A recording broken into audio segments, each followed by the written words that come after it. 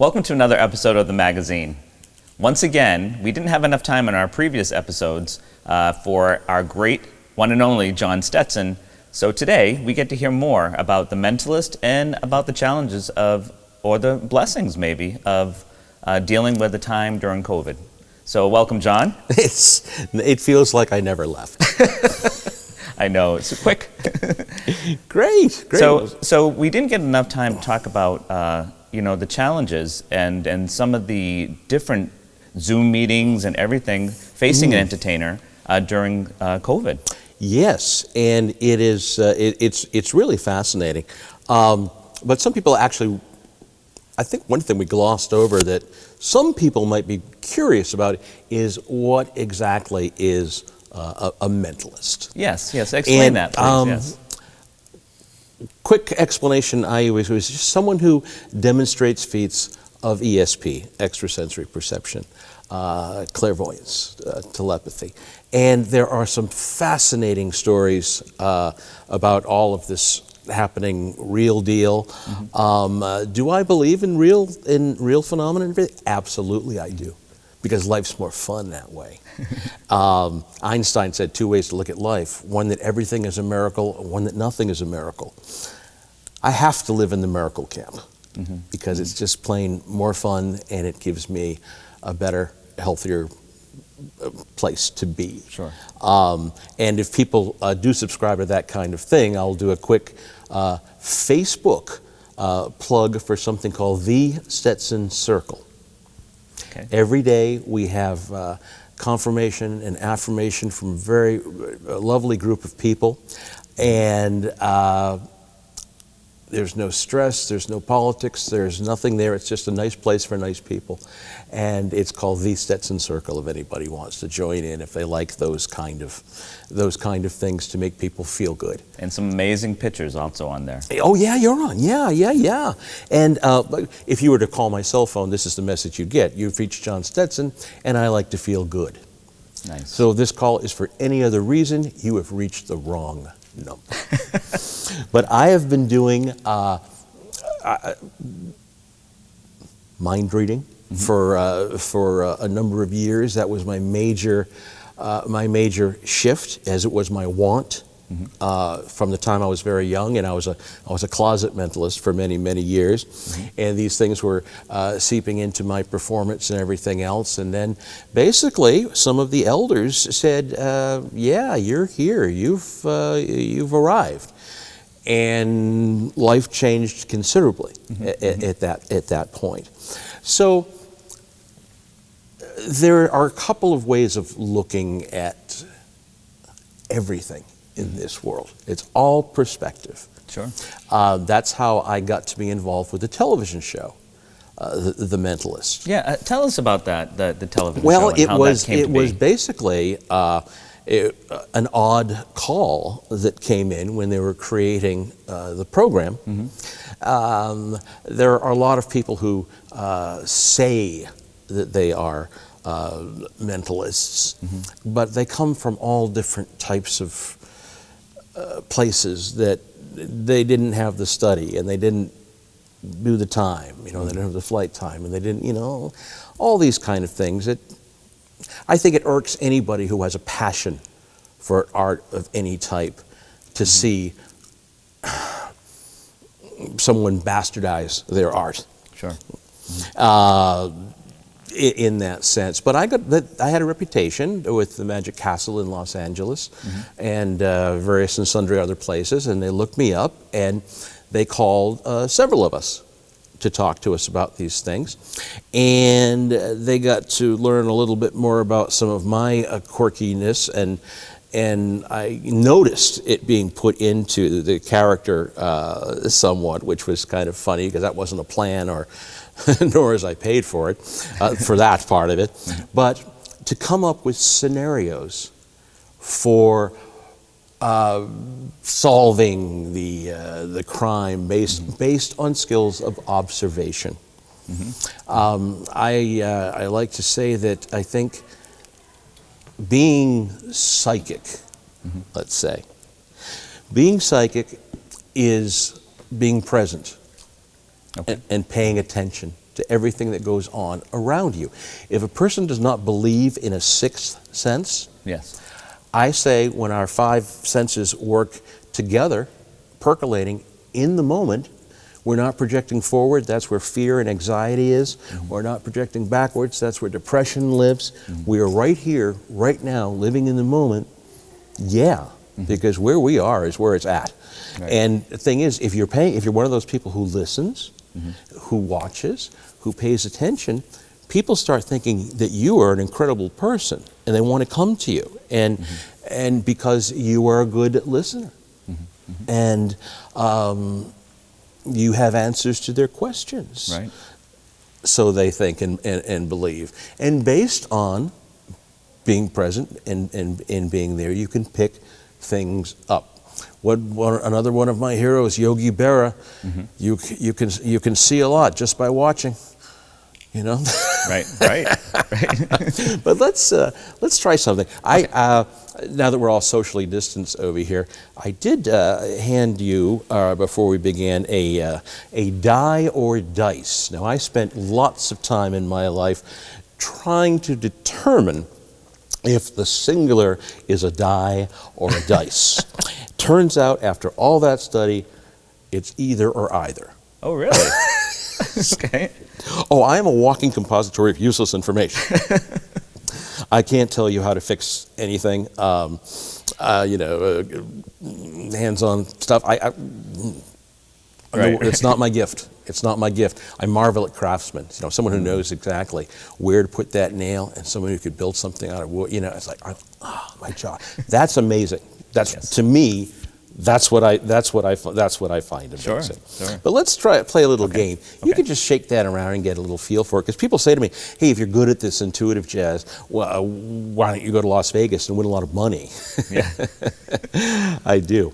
But what I'd like for you to do is to think of one of the 6 numbers on the die. Now, I will turn away, not the best camera angle, but I will turn away. And I'm not looking into a monitor or anything here like that. Please hold your hand out and arrange the die or dice. Either or either is correct. Make a conscious choice, and then cover your other hand on it when you're done, so I can't see if I'm looking over there and you've got it good. All right, nice. Now, you know, anytime I do this with a man of class, style, breeding, a highly intelligent individual, kind of like that Dos Equis guy, you know, the most interesting man in the world. He always goes to the number 5, and I don't know why. And that is exactly what you did, Joe, yes? That's exactly what I did. Yeah, that is exactly what you did. Now, let's do it for real. I didn't have to work on that one because let's look at you. It's just a fact. Try another.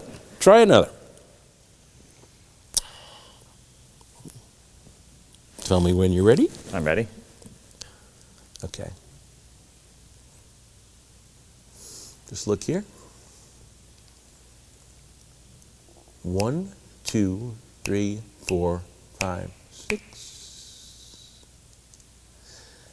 That's a 1. Oh my goodness. It is a 1. Oh my gosh, you are so good. And now this will be a very interesting one for the town of Fairhaven. This one is going to be a public service duty. Charlie, I have to ask you this. Choose another number as you go along here. Okay. Do you ever have, how should I put it?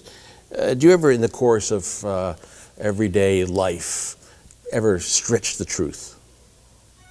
Stretch the truth? Yeah. I try not to. Okay. So when you tell these lies, do you think that people can tell just by looking at your face? Probably. Charlie, you're one of the most honest men I've ever met in my life. So I'm going to say definitely. So this is how we're going to play this one. Okay. I will count the numbers out loud, 1 to 6. Yep. Each number I count. Yep. Please respond by saying the word no. For each number. Yes, so you'll be telling the truth 5 times, 1 time not so much. Extreme close-up is very good on this one. Here we go. Okay. 1. No. 2. No. 3. No. 4. No. 5. No. 6. No. You're good. But you do have a tell, Charlie, and that shows me that you're at heart, you're an honest guy. I love it, because your tell was all over that number 3. Oh my goodness, it's a 3. I trust you. I trust you. But those are the kind of things that we like to play with and have fun, because there's nothing more interesting than people. You know, looks again, before we had said, I love the magic and stuff, and you do some telepathy type of things or odd things with, let's say, the 6 of clubs. But when I'm watching you, or you're thinking of your first dog, this is real emotion, and this is stuff, and this is another reason why I question young guys carrying something as precious, because they don't recognize what is so precious and what means so much to everybody. And so a lot of my reinvention over the last 15, 20 years have been doing things in that light as well. And I'm pleased to say that we've helped a lot of people in that regard too, as well as everything else. But to go into the the Mentalist, just once again, we would come up with ideas for solving these scenarios that they would come up with, and there were a few of us who would do this. And I heard actually the guy Bruno Heller, who produced everything. I heard it for the next room and goes, "This guy Stetson's a lunatic because he believes in all this stuff." And they go, "Yeah, but he knows what we want." Right. And you can do it. And so we did it, and that was it was a great deal of fun, and it was nice, and everybody from cast and crew and everybody was just absolutely fantastic. Yes. And of course, it was my uncanny resemblance to the star of the show that that really sold the whole thing. I get, it's funny in my introduction, sometimes they say, if you've seen the TV show The Mentalist, actually we've been off the air for a while now. So this was heartbreaking. I'm working with my assistant, who we're doing our virtual programs with, and changing my standard introduction that she will use. And I used to go, if you've seen the CBS hit television series The Mentalist, tonight we bring The Mentalist to you. It killed me to have to go, if you remember. Well, many people do. Yes. If you remember, if your governess allowed you to stay up late and watch this program, so that was fun. But yeah, and it's nice, and I meet people all the time who remember the show. Yes. and loved it, and it was a darn good show. It was a darn good show. It was. So that was a lot of fun. But with the COVID beast. Yeah, how can you be an entertainer during COVID? Wow. There are so many people saying so many things about it. We had a coincidental, and I really believe this is coincidental, cancellation, a series of things. I do programs with my great friend Catherine Hickland. She was a soap opera actress. She's a hypnotist, so we do these hypnosis things together, and programs for women. Basically, one of them is called "Get Your Fire Back," and My Lady's Only Psychic Party. And she has a beautiful studio on her ranch in Las Vegas. Nice. That's run by her husband Todd Fisher, who's Debbie Reynolds' son and Carrie's sister. So it's a very interesting group there. And so we've been we were finding that things were falling through before. It was like, in the animal sense, we're the stupidest creatures on earth, and animals go, tsunami, let's get the hell out of here. And we're going like, let's go to the beach. Yep. And that's why I always say my dogs are my spiritual leaders. All I do is suggest where they pee. They spend the rest of their lives teaching me lessons on a daily basis. So in dealing with kind of like economic collapse with the business before. And it was a series of events, and that's why I say coincidental, all these things. Something's in the wind, and so a lot of us are paying attention to what's potential and what is, and saying, there's a bad juju coming our way. And did I really prepare for it? Not at all. Without getting overly morose about things. My wife is permanently disabled, and it was she and I together for pandemic. Now, if I was still on the road doing all these things that I was doing, I would not have been able to be there constantly with her. So on a personal level, yes, yeah, and it also I sort of went into the desert trying to figure out what to do, and I heard of people starting to do Zoom things. Now, I had done a couple of Zoom programs before with my ladies only thing, and as an odd offshoot, I learned later, hey, I was a pioneer in this because I did a lot of trade shows for companies where people would walk the floors. It's like being outside the Coliseum in biblical times. If no one's ever been to a modern day trade show and they try to get you to stop, they might as well have live chickens hanging upside down. Stop and stop and stop. So doing those shows, and I did the auto shows for a number of years.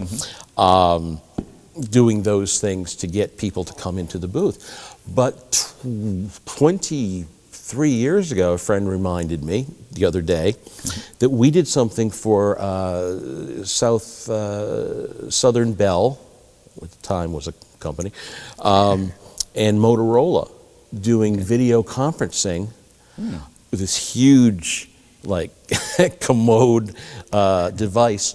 We had a tent set up. Like a long velvet, circus tent, and people were ticketed, and they came in, and they saw demonstrations of the things like we were just doing, long distance. Plus, we had some things where they could actually learn some things long distance, and they could see. So the aspect of education came into it, and everything else. And I just wish the heck that I had any kind of footage or stuff from that. I was just reminded of this a few days ago. And I was like, yeah, we were. You're pioneers. Weren't we? So, as I think I'd mentioned last time we spoke about it before, it being smooth world and jagged styles would get people's attention, and people enjoyed, guys like Sam Kinison and people like this, who all great stuff and all heroes of mine, and I worked with so many of these guys at the clubs for many years. But now it's got to be a more healing approach. We have to be smooth going against jagged rather than jagged going against smooth. That's the first thing that I learned. And like most of us, many of the things that came were by accident, and based on fear and uncertainty.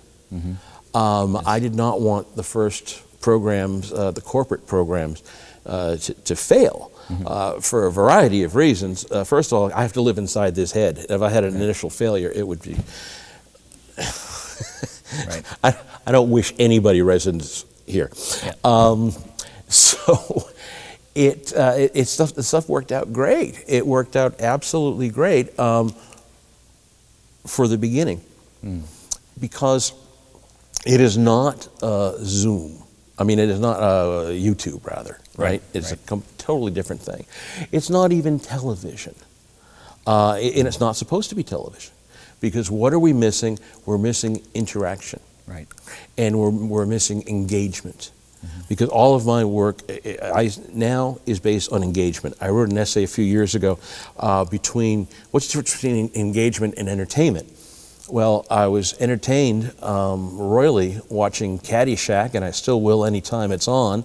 But I was engaged when I was doing watching Schindler's List. Now, I don't want to do a passion play of Schindler's List every night, but that'll grab you and hold you. Sure. The key here is to grab and hold. Granted, it was new to everybody, so you don't want to criticize it first. But when I looked at the late night talk shows, I go, okay, interesting, the way they started, but wrong in my books. You know, hi, Cameron Diaz, how are you dealing with the pandemic? I don't care. I don't care what she's doing. You know, I don't care what all these dudes with 28-inch waists are doing, you know, when they're not making movies during the pandemic. It's not my thing. And aren't you watching something like this to get away from the pandemic? You know, someone might say, what about the elephant in the room? Well, okay, you and your elephant just sit there and I'll do my thing. It's a question of, I mean, occasionally it's acknowledged because someone might bring it up. But with my work, I say, what do? I watch people. I watch people for a living, essentially. I could tell by the way people sit. I could tell by the way people dress, what they choose for their backdrop, how they're going to do this. And a lot of these companies are having these get-togethers, these social hour type of things, and we get called in to do just those. Others, there are companies that are having particular types of meetings and they need something to go on in between. Like one day we got called to do 10 shows a day for this one company. Verizon had us do 12 shows in one instance. So the reinvention is really there, and there are colleagues and friends of mine who have never made more money performing in their lives.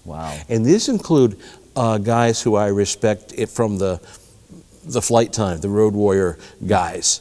One young guy in particular, I know he did 64 shows in December. And so so is it possible? Absolutely, it's possible. I was consulting with someone with a double piano bar kind of thing, and it was not good. It might as well have been a tape. Here I am, 100 years old. I ought to slip that in my 8-track and take it home with me.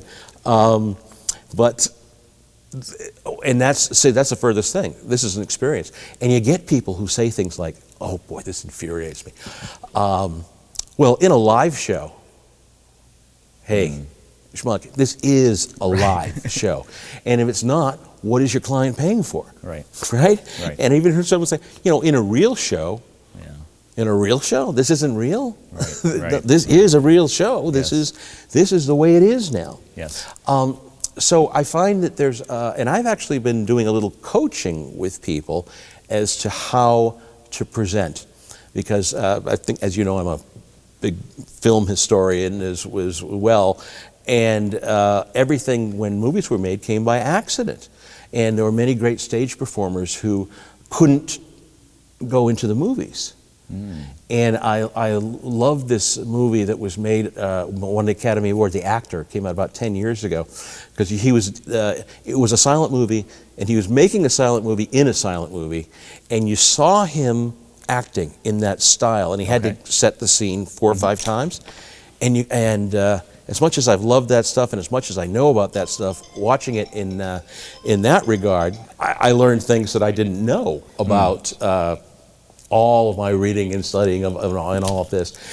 And then when it came to talking films, of course, there were people who could not make the transition to that. So I strongly believe that there are people who are, they just don't know how to make it the transformation. Sure. I've had, to this day, I rely on a brain trust and people I can call, and you do not have to spend buku dollars to have your studio. And even now, with my wife being at home, I do some live appearances at Comics Comedy Club. I've done one once or twice a month since they reopened. Okay. All compliant. I just want to make sure I didn't lose anything off my fastball while in hibernation. And the old gigs just still got some gas in the tank, so I'm very happy about that. But learning how to do this every day is a challenge. Some groups are for 12 people. Some are for, yesterday we had 160. When I leave here today, I'm going, and it's, I think, 15 people. The money's the same. But because I'm focused more on private and corporate work. The work I do with the women's projects, we'll sell tickets for those, and a lot of wellness centers will sponsor them. So, it's a needed thing right now. But yeah, there's a real art to it, and some are getting it, and some are failing, and some are putting together little projects that are working for them on their level needed. But then again, there are those others who are making very, in my estimation, very good money in this new frontier. So those interactions are still happening. Yeah. And that's what it is. The interactions and the engagement. Yes. And for example, you're sitting all the way over there. I'm here. When we were doing our little thing, right? Right. I don't think there was any less impact. For example, when it comes to things, the nature of hypnosis, I don't want to do too much. I do a little hypnosis on Zoom. We had a hypnotic seance, which was kind of the real deal, which was way fun. And so the possibilities are endless. They are. And there's some great things. And if anybody's interested in learning more, I'm easy to find. And I can point people in the right direction. And I'm very happy to do it. Excellent. And have them like the Stetson Circle so they can get yes, in touch with please do that. Too. And the program is Virtual Mind Amazements. Okay. Is that show, and hopefully, fingers crossed, Mind Reading Confidential will come back as we explore the dark streets of old Boston there, and all and all good things. All the possibilities are there. We're coming back. We'll never be the same, but we are coming back. And I feel it. Thank you, Jon, and best to your wife. And thank you for coming on the show again. And I can't wait for part 3. Me too. Once again, Jon, thank you for all your talent and everything you bring to our community. My pleasure. Thank you so much for having me. Thank you.